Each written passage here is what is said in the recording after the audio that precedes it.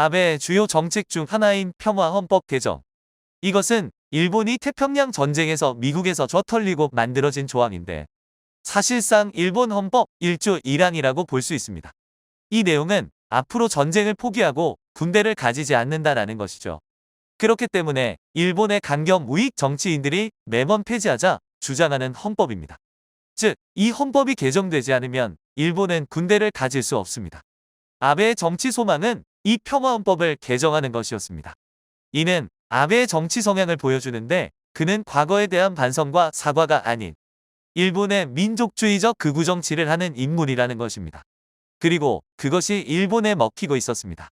독일의 나치가 철저하게 붕괴된 것과 반대로 일본의 전범들은 당시 혼란한 이념 갈등으로 인해 살아남았고 그것이 현재 아베의 자민당까지 이어졌습니다. 이들은 혐한운동을 주도하고 군대를 만들려고 하며 대한민국뿐 아니라 아시아 전체의 위안부 문제를 무시했죠.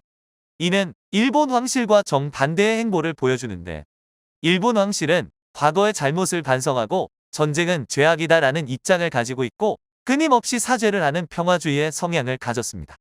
게다가 10년 전부터 불어온 끊임없는 한류 열풍이 몇 년 사이에 포텐이 터지면서 일본인들 중 친한파가 많아지죠. 일본인들 입장에서 솔깃하지만 인간성을 포기해야 하는 우익 정치보다 과거를 반성하고 숙고하는 반우익 정치가 점점 고개를 들고 있는 상황이었는데 2022년 7월 8일 아베가 총에 맞아 사망합니다. 이는 일본 참의원 선거 이틀을 앞두고 벌어졌죠.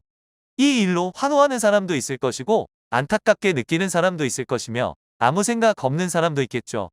하지만 아베가 극적으로 죽음으로써 아베는 자신의 꿈이었던 평화 헌법 개정을 이끌게 됩니다.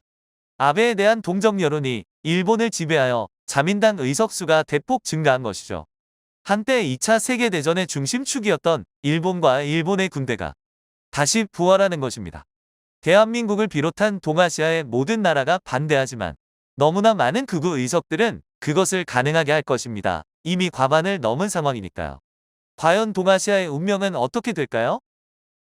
폴로